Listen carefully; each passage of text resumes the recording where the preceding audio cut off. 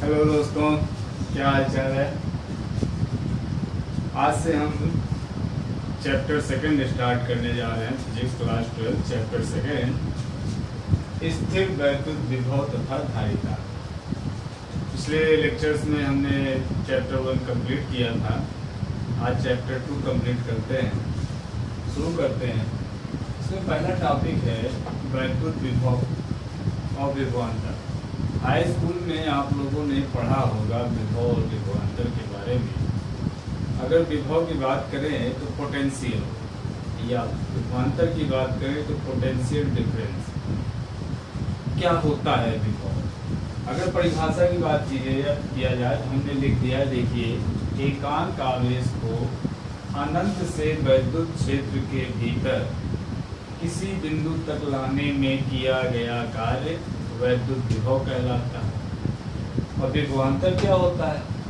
वैद्युत क्षेत्र के अंदर एकांक आवेश को एक बिंदु से दूसरे बिंदु तक ले जाने में किया गया कार्य विभवांतर कहलाता है। बेसिकली विभवांतर और विभव से मतलब होता है हमारी ऊर्जा का ह्रास, यानी कितनी ऊर्जा आपकी खपत हो रही है। किसी आवेश को एक स्थान से दूसरे स्थान तक, एक बिंदु से दूसरे बिंदु तक ले जाने में कितनी ऊर्जा आपकी खर्च हो रही है, वही कहलाता है हमारा विभव या विभवांतर। देखिए, जैसे मान लेते हैं ये कोई प्लस क्यू आवेश है। इसके कारण इसके चारों तरफ एक विद्युत क्षेत्र उत्पन्न हो रहा है। मान लेते हैं इतनी दूर में एक विद्युत क्षेत्र उत्पन्न हो रहा है। अब अगर कह रहे हैं हम कि यहाँ पर कोई आवेश रखा है, मान लीजिए परीक्षण आवेश Q0 रखा हुआ है। विद्युत, देखिएगा, ये जो हमने गोला बनाया है, ये इस Q आवेश के कारण इसकी वैद्युत क्षेत्र की सीमा है। इसके बाहर इसका वैद्युत क्षेत्र काम नहीं कर रहा। तो जब भी हम बात करते हैं अनंत की, तो अनंत का मतलब होता है कि वैद्युत क्षेत्र के बाहर। ये नहीं कि ब्रह्मांड में या ब्रह्मांड से लेकर के आ रहे हैं, ऐसा कुछ नहीं। अनंत का मतलब होता है वैद्युत क्षेत्र के बाहर। तो वैद्युत क्षेत्र के बाहर से अगर हम इस बिंदु को यहाँ से यहाँ तक ले आए, मान लीजिए ये बिंदु A है और ये बिंदु B है, ये अनंत पर है और ये वैद्युत क्षेत्र के भीतर है। यहाँ से यहाँ तक लाने में जो कार्य किया जाएगा वही कहलाता है विभव। वही क्या कहलाता है? विभव कहलाता है। अब इसी का थोड़ा और आगे चलते हैं। ये क्या कहलाता है? विभव कहलाता है। अब आते हैं विभवांतर, वैद्युत क्षेत्र के अंतर ही। मान लीजिए बिंदु B से यहाँ पर एक बिंदु है कोई C, यहाँ से यहाँ तक लाने में जो कार्य किया जाएगा, यहाँ से यहाँ तक लाने में जो कार्य किया जाएगा वो क्या कहलाएगा? विभवांतर कहलाएगा। तो ये छोटा सा अंतर है कि यदि अनंत से हम किसी एकांक आवेश को वैद्युत क्षेत्र के अंदर किसी बिंदु तक ले आते हैं तो लाने में जो कार्य किया जाएगा वो कहलाएगा विभव। और वैद्युत क्षेत्र के अंदर ही एक बिंदु से दूसरे बिंदु तक ले आने में किया गया कार्य क्या कहलाता है? विभवांतर कहलाता है। चलिए देखते हैं।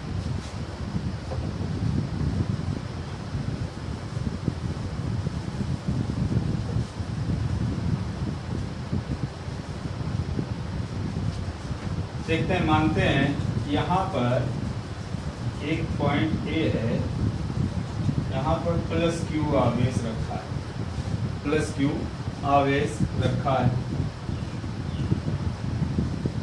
इससे कुछ दूरी पर एक बिंदु है B, इससे कुछ दूरी पर एक बिंदु है B, और B से ही कुछ दूरी पर मान लेते हैं यहाँ पर C पर एक परीक्षण आवेश हमने रख लिया Q0। अब Q के कारण, प्लस Q के कारण जो वैद्युत क्षेत्र की दिशा होगी इधर की तरफ होगी। अब जरा ध्यान दीजिएगा। अब मानते हैं कि माना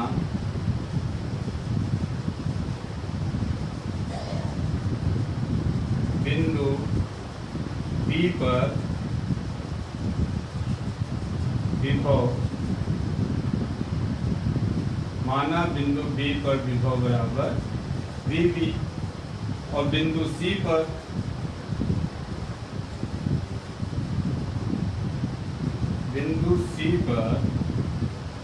विभव बराबर BC। अब हम कहते हैं कि हमें इस C को बिंदु B तक लाना, इस C को बिंदु B तक ले आना है। हमने कहा कि किसी भी आवेश को, एकांक आवेश को एक बिंदु से दूसरे बिंदु तक ले आने में किया गया कार्य क्या कहलाता है? विभवांतर कहलाता है।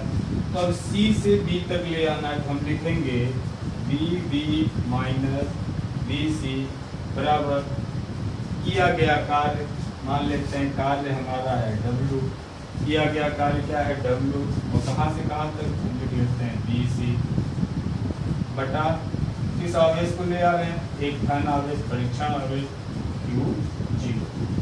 तो VB माइनस BC बराबर WBC अपन Q0।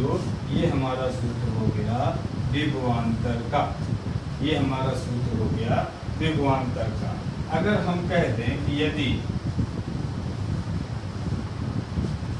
बिंदु C अनंत पर हो, यदि बिंदु C अनंत पर हो, तो अनंत पर हो तो मेरी बात यहाँ पे ध्यान दीजिएगा कि अनंत पर विभव शून्य होता है, अनंत पर विभव शून्य होता है। तो आप यहाँ पर हम लिख भी दे रहे हैं, अनंत पर विभव शून्य होता है।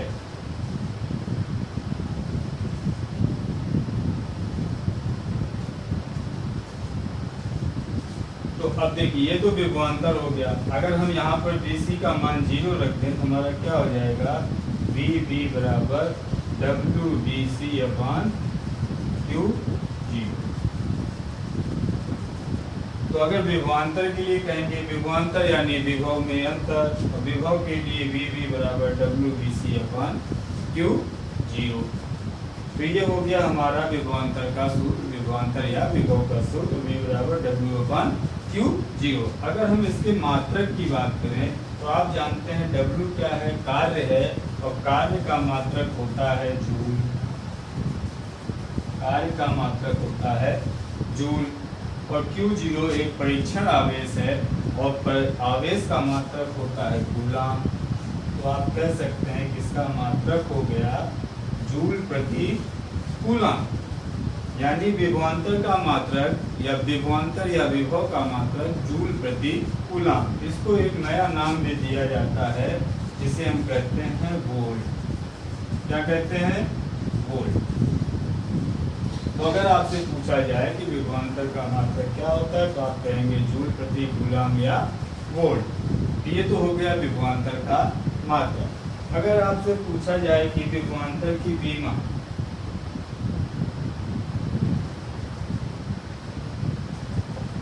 विभवांतर की विमा,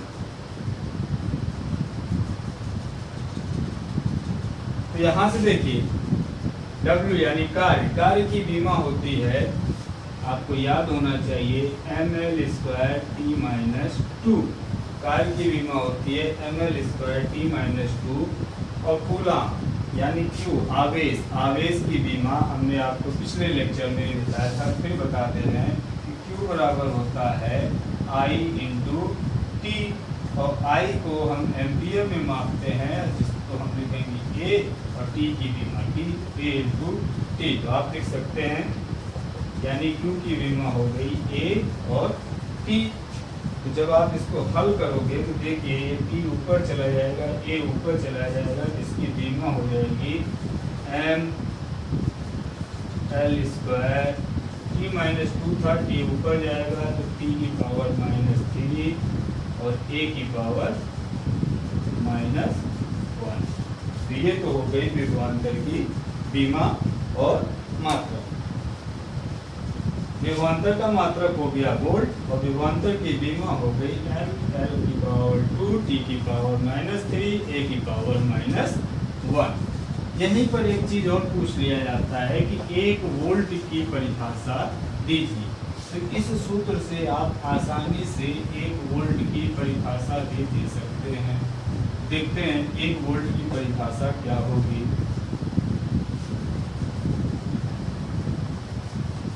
1 वोल्ट की परिभाषा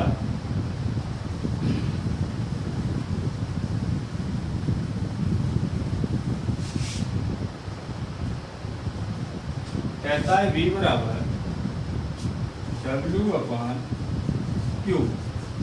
1 वोल्ट कब होगा? जब W का मान भी 1 जूल हो और इसका मान 1 कूलाम हो, तो इसका मान क्या हो जाएगा? 1 वोल्ट। यानी कहने का मतलब जब हमारा W 1 जूल हो, Q 1 कूलाम हो, तो विभवांतर कितना होगा? 1 वोल्ट होगा। तो हम इसकी परिभाषा कैसे दे सकते हैं कि 1 कूलाम आवेश को ले जाने में किया गया कार्य अगर 1 जूल हो तो विभवांतर का मान कितना होगा? 1 वोल्ट होगा। बहुत ही आसान है। एकांक आवेश को ले जाने में किया गया कार्य अगर 1 जूल है तो विभवांतर का मान कितना होगा? 1 वोल्ट होगा। ये तो हो गया हमारा विभव और विभवांतर। चलिए, इसके बाद अगली हेडिंग आती है विभव प्रवणता। विभव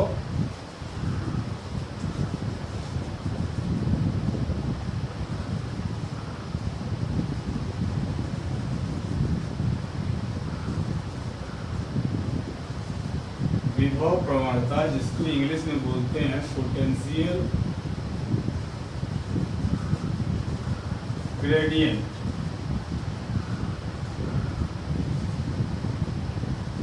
पोटेंशियल ग्रेडियंट। आइए देखते हैं विभव प्रवणता क्या है। तो मान लेते हैं कोई एक समान वैद्युत क्षेत्र, यूनिफॉर्म इलेक्ट्रिक फील्ड है।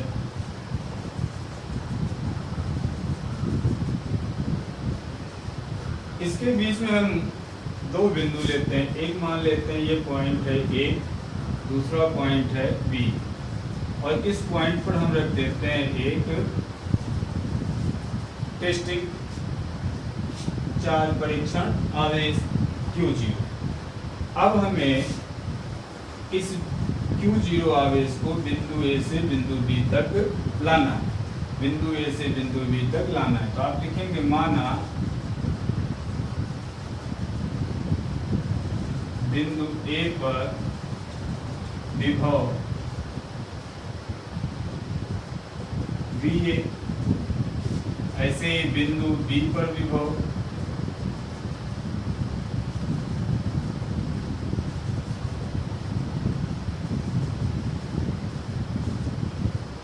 VB। अब आप जानते हैं कि अभी हमने पीछे बताया था विभवांतर के लिए कि वैद्युत क्षेत्र के अंदर ही है। देखिए, एक समान वैद्युत क्षेत्र के अंदर हमने 2 बिंदु लिए, यहाँ पर हमने एक परीक्षण आवेश रखा। अब हम कह रहे हैं कि इस परीक्षण आवेश को इस बिंदु से इस बिंदु तक हमें ले जाना है। तो इस बिंदु से इस बिंदु तक ले जा। अब मान लेते हैं इनके बीच की जो दूरी है वो बहुत ही सूक्ष्म दूरी है, dx है। क्या है? बहुत ही छोटी सी दूरी है, dx है। तो जो इस बिंदु से इस बिंदु तक ले जाने में कुछ कार्य करना पड़ेगा, और जो कार्य करना पड़ेगा, जो कि दूरी बहुत कम है, तो जो कार्य हमारा होगा, कार्य भी बहुत कम होगा। तो हम कहेंगे VA माइनस VB बराबर क्या होता है? W कार्य अपान आवेश की मात्रा। तो ये क्या हो गया? कार्य जो हमारा होगा dW अपान Q0, dW अपान Q0। ठीक है।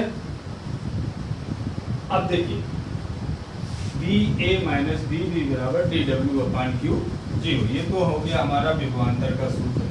अब हम ये देखना चाह रहे हैं कि यहाँ से यहाँ तक लाने में कार्य कितना करना पड़ा। देखिए, कार्य बराबर होता है, आप जानते हैं कार्य बराबर होता है बल गुणे विस्थापन। कार्य बराबर होता है बल गुणे विस्थापन। यानी यहाँ से हम लिख सकते हैं डी डब्ल्यू बराबर हो जाएगा, बल मान लेते हैं F। अब देखिए विस्थापन, वैद्युत क्षेत्र की दिशा ये, यानी बल की भी दिशा इसी साइड लग रही है, इसके विपरीत दिशा में जा रहा है, इसके विपरीत दिशा में हमें चलना है। तो जो हमारा विस्थापन होगा वो माइनस में होगा, ये हो जाएगा माइनस डी एक्स। बात हमारी समझिएगा, हम मान लेते हैं कि यहाँ कोई बहुत ही शक्तिशाली आवेश रखा है जिसके कारण वैद्युत क्षेत्र इधर की साइड इस दिशा में है। अब इसके विपरीत दिशा में हम चलना चाह रहे हैं, यानी इसके विपरीत हमें कार्य करना पड़ेगा, एक फोर्स लगाना पड़ेगा, और जो हमारा विस्थापन होगा वो निगेटिव में लेंगे। तो डी डब्ल्यू बराबर हो गया F into minus D x. अब आप ये भी जानते हैं, पीछे आप पढ़ चुके हैं कि एफ बराबर होता है क्यू इंटू ई। एफ बराबर होता है क्यू इंटू ई।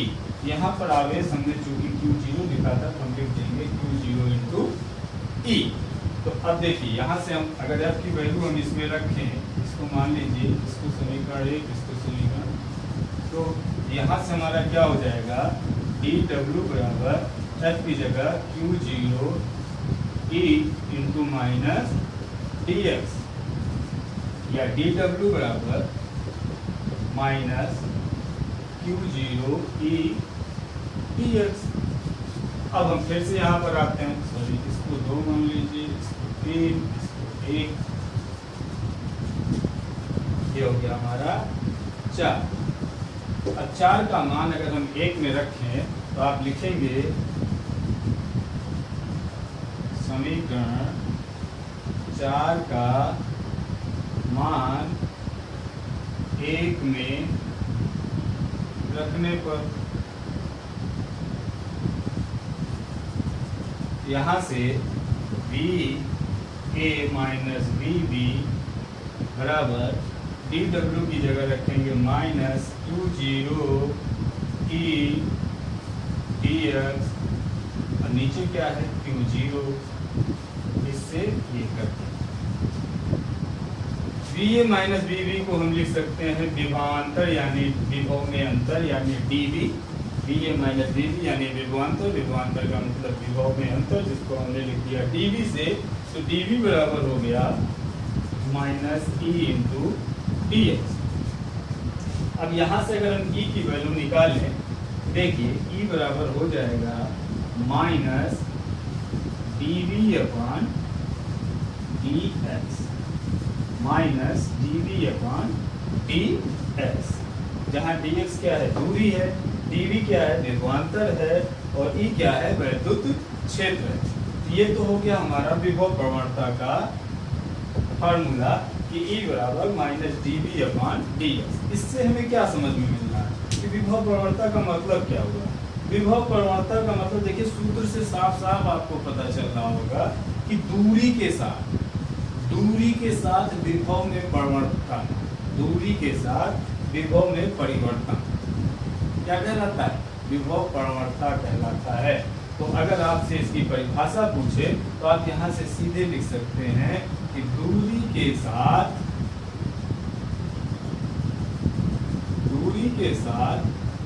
विभव में परिवर्तन, दूरी के साथ विभव में परिवर्तन क्या कहलाता है, विभव प्रवणता कहलाता है।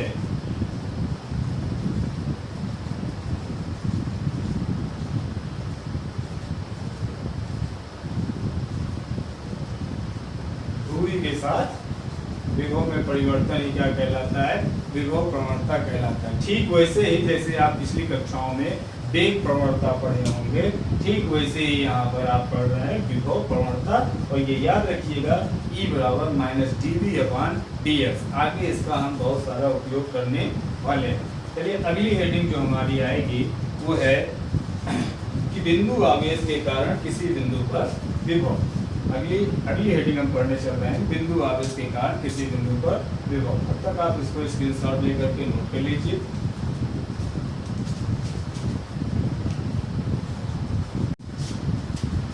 चलिए, बिंदु आवेश के कारण किसी बिंदु पर विभव हमें ज्ञात करना है। आइए देखते हैं। मान लेते हैं कि एक कोई आवेश है Q प्लस Q आवेश है और ये पॉइंट A पर रखा हुआ, पॉइंट A पर रखा हुआ है। इससे R दूरी पर, कितनी दूरी पर, R दूरी पर एक बिंदु है B। यहाँ पर हमें विभव का मान ज्ञात करना है। एक अब हम मान लेते हैं कि इसी A से ही x दूरी पर कोई बिंदु है C। यहाँ पर हम एक परीक्षण आवेश रख लेते हैं प्लस Q0 और यहाँ से यहाँ तक की दूरी क्या है, x। यहाँ से इतनी दूरी पर यानी x दूरी पर हमने एक परीक्षण आवेश रख लिया Q0। तब लिखते हैं, माना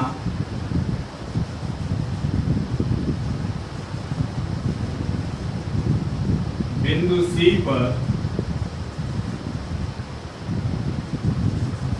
एक परीक्षण आवेश, एक परीक्षण आवेश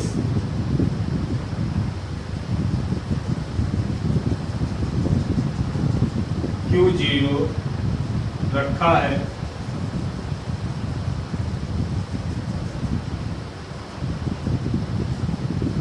जिस पर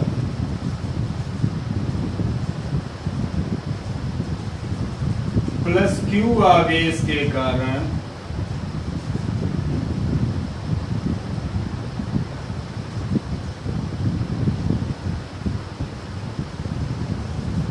Q आवेश के कारण लगने वाला बल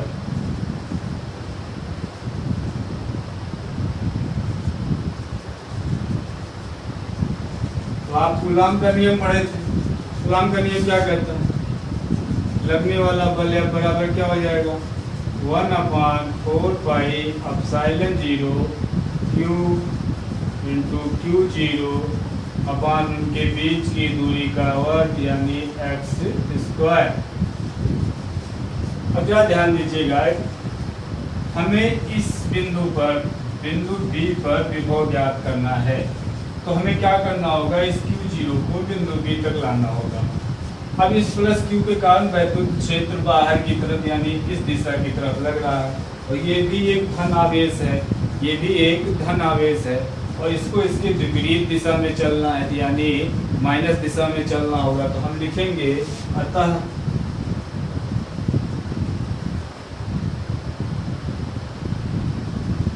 लगने वाला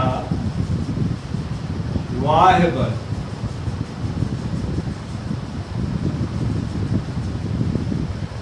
भाई, हमको इस आवेश को यहाँ तक लाने के लिए कोई बाह्य बल की आवश्यकता होगी। हम लिखेंगे F, ये क्या होगा, बाह्य होगा। अब इसके विपरीत दिशा में चल रहे हैं तो ये क्या हो जाएगा, माइनस, बाकी सारी चीज तो वही रहेगी, -1/4 पाई एप्सिलॉन 0 Q0 अपान x²। तो समीकरण 2 मान लेते हैं, ठीक है। अब आते हैं वाय बल हमने कितना लगाया, अतः लगने वाला वाय बल -1/4 पाई एप्सिलॉन 0 Q/Q²। अब देखिए, यह बात ध्यान से सुनिएगा, समझिएगा, समझने वाली बात है कि यहाँ से यहाँ तक लाने में, यहाँ से यहाँ तक लाने में दूरी के साथ जैसे जैसे इधर की ओर हम बढ़ते जाएंगे लगने वाले बल की मात्रा भी बढ़ती जाएगी, लगने वाले बल की मात्रा भी बढ़ती जाएगी। यानी कहने का मतलब यहाँ से यहाँ तक जाएंगे तो थोड़ा कार्य करना पड़ेगा, फिर यहाँ से यहाँ तक जाएंगे तो उससे ज़्यादा का, जैसे जैसे हम इसके पास पहुँचते जाएंगे हमारा बल का मान हमें बढ़ाना पड़ेगा। क्यों? क्योंकि इसके द्वारा लगने वाले बल का मान ज़्यादा होता जाएगा। तो ऐसी कंडीशन में हम सीधे नहीं निकाल सकते कि यहाँ से यहाँ तक आने में कुल कितना कार्य करना पड़ेगा या कुल कितना बल लगाना पड़ेगा। इसके लिए हमें एक छोटी सी जुगाड़ करनी पड़ेगी, जो कि अभी तक हम पहले करते आ रहे थे। हम क्या करेंगे, यहाँ से यहाँ तक की दूरी को छोटे छोटे बहुत छोटे छोटे दूरियों में बांट लेंगे। तो हम बांट लेते हैं, मान लेते हैं यहाँ से यहाँ तक की एक छोटी सी दूरी लेते हैं और और इस बिंदु को मान लेते हैं डी, और इन दोनों के बीच की दूरी को मान लेते हैं dx। इन दोनों के बीच की दूरी को मान लेते हैं dx। तो पहले हम इस छोटी सी दूरी के लिए कल लगने वाला बल एवं कार्य निकाल लेंगे कि यहाँ से यहाँ तक लाने में कुल कितना कार्य करना पड़ेगा, और फिर हम क्या करते हैं इस पॉइंट से इस पॉइंट तक निकालेंगे, उसका इंटीग्रेशन कर देंगे, समाकलन कर देंगे, तो हमें क्या हो जाएगा यहाँ से यहाँ तक लाने में कुल किया गया कार्य हमें पता चल जाएगा। तो हमने एक छोटी सी दूरी मानी सी से डी तक, जो दूरी मानी dx, तो हम लिखेंगे अतः dx दूरी विस्थापित, यानी dx दूरी चलने में या dx दूरी विस्थापित करने में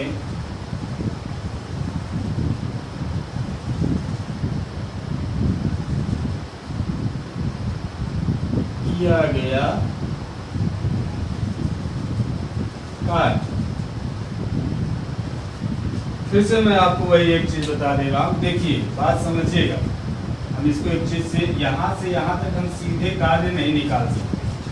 सी बिंदु से बिंदु बी तक इस आवेश को लाने के लिए हम सीधे कार्य नहीं निकाल सकते, क्योंकि हर पॉइंट पे कार्य का मान बदलता जाएगा। क्यों?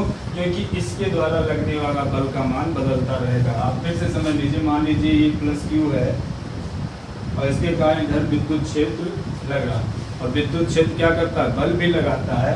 तो आप समझ रहे होंगे जितना इसके नज़दीक होगा बल का मान उतना अधिक होगा, जितना दूर होगा बल का मान कम होता जाएगा। तो अब अगर कोई आवेश यहाँ पर रखा है प्लस Q0, तो इसको यहाँ से यहाँ तक आने में कम कार्य करना पड़ेगा, लेकिन यहाँ से यहाँ तक आने में ज़्यादा कार्य करना पड़ेगा। ऐसे ही यहाँ तक पहुँचने में और ज़्यादा कार्य करना पड़ेगा। क्यों? क्योंकि इसको और बल लगाना पड़ेगा इसके विपरीत। इसीलिए हमने क्या किया, इसको एक छोटी से दूरी में बांट लिया, छोटे छोटे खंडों में बांट लिया। अब हमने क्या लिखा, dx दूरी विस्थापित करने में किया गया कार्य। तो कार्य dx से छोटी दूरी है, छोटी दूरी है तो जो कार्य होगा हमारा कार्य भी छोटा होगा, तो हम लिखेंगे dw। अब कार्य बराबर होता है बल गुणा विस्थापन, तो जो ये वाह्य बल लगाएंगे हम, ये होगा F वाह्य गुणा विस्थापन। तो dw बराबर देखिए, dw बराबर हो गया F, ये कौन सा है, y है, विस्थापन हमारा हम कितना कर रहे हैं, dx कर रहे हैं। यहाँ पर F की वैल्यू हम रख देंगे, तो देखिए dw बराबर हो गया -1/4 pi epsilon 0 Q0 upon dx, upon x square into dx। तो ये तो आ गया हमारा यहाँ से, यानी C से D तक लाने में किया गया कार्य। dw बराबर -1/4 pi epsilon 0 Q0 upon x square into dx। अब हमें यहाँ लाना कहाँ से कहाँ तक है, D तक। तो आप लिखेंगे अतः बिंदु B तक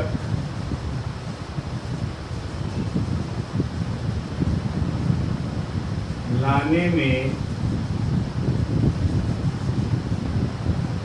किया गया कार्य। बिंदु B तक लाने में किया गया कार्य। तो हम क्या करेंगे, यहाँ से यहाँ तक लाना, हमने इसको छोटे छोटे खंडों में बांटा था। यहाँ से यहाँ तक लाने के लिए हमें क्या करना पड़ेगा, इसका इंटीग्रेशन करना पड़ेगा।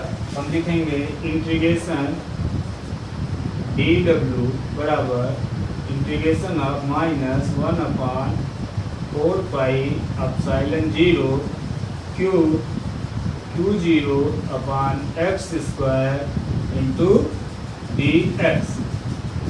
अब हमें यहाँ पर एक लिमिट भी लगानी है। तो देखिए ये जो पॉइंट था हमारा C, इसको हमने बताया था कि अनंत पर है। अगर नहीं भी बताया था तो आप लिखेंगे चूंकि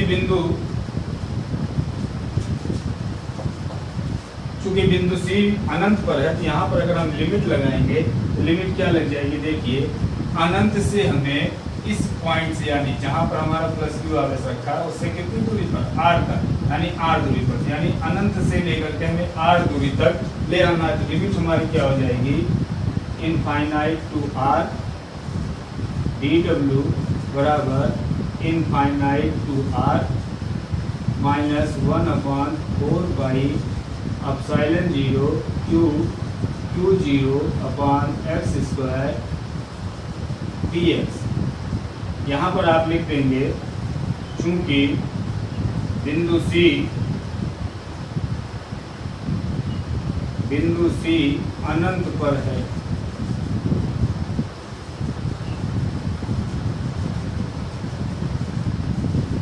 तो अब हम सिंपल इसका इंटीग्रेशन करेंगे। तो देखिए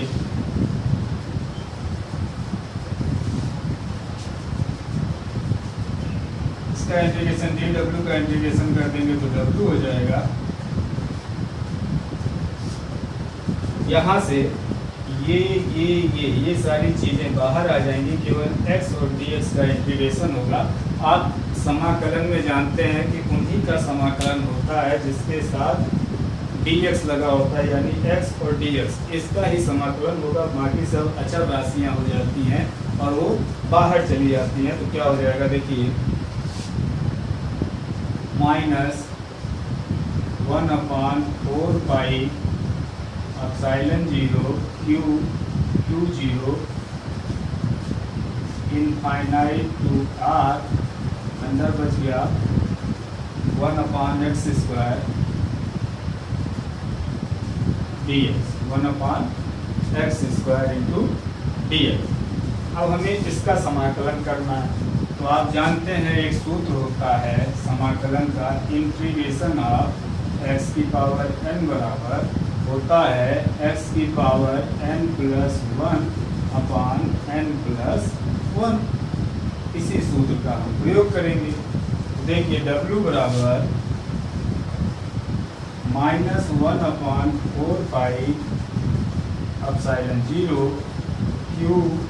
q0, इंटीग्रेशन का साइन लगाइए इनफाइनाइट टू r। अब ये x स्क्वायर को अगर हम ऊपर ले जाएं तो ये हो जाएगा x की पावर -2 dx। इसको हमने x की पावर n के रूप में बदल लिया। अब हम यहाँ पर ये फार्मूला आराम से लगा सकते हैं। जब हम फार्मूला लगाएंगे तो w बराबर हो गया -1/4 पाई एप्सिलॉन 0 q0,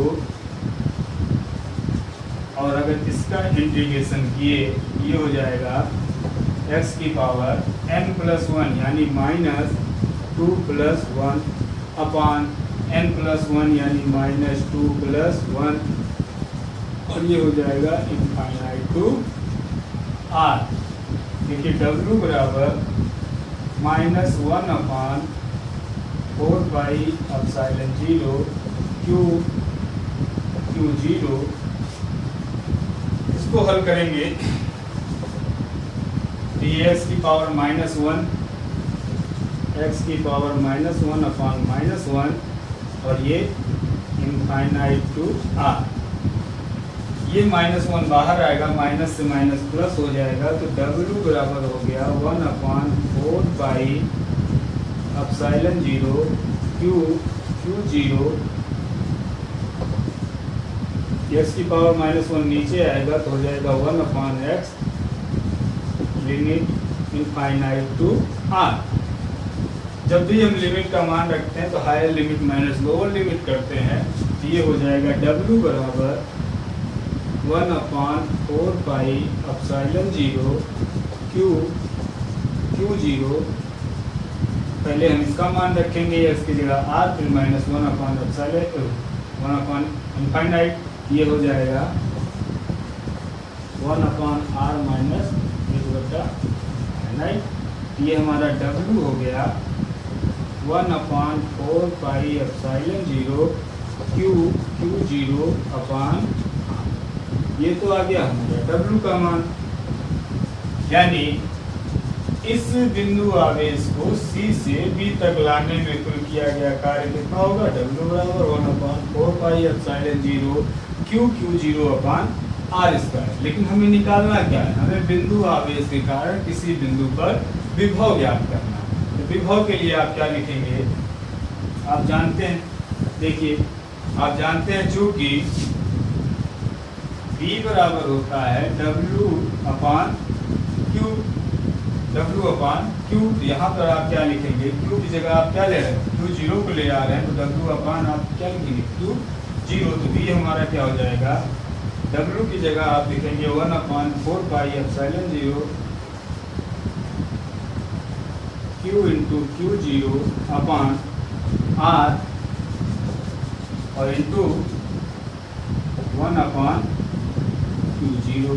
इससे ये कट गया, तो अब आपका आ गया विभव का मान V बराबर 1/4πε0 Q/R, 1/4πε0 Q/R।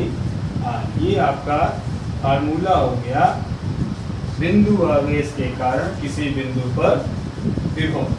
ये इस टॉपिक का या इस चैप्टर का सबसे इम्पोर्टेंट टॉपिक है, इस चैप्टर का सबसे इम्पोर्टेंट टॉपिक है और आगे इसका आप काफ़ी प्रयोग भी करेंगे। तो आप इसको ध्यान से देख लीजिएगा और घर पर एक बार जरूर करने की कोशिश कीजिएगा। उम्मीद है कि आप हमारे द्वारा बताई गई चीज़ें आपको समझ में आई होंगी। मिलते हैं नेक्स्ट टॉपिक के साथ, धन्यवाद।